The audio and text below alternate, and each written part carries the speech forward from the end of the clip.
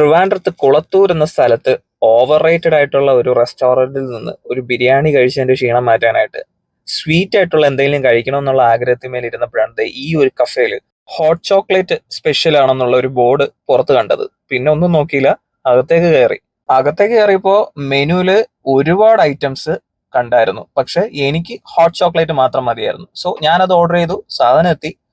കണ്ടപ്പോ തന്നെ തരക്കേടില്ലാത്ത ഒരു ഹോട്ട് ചോക്ലേറ്റ് ആണെന്ന് തോന്നി.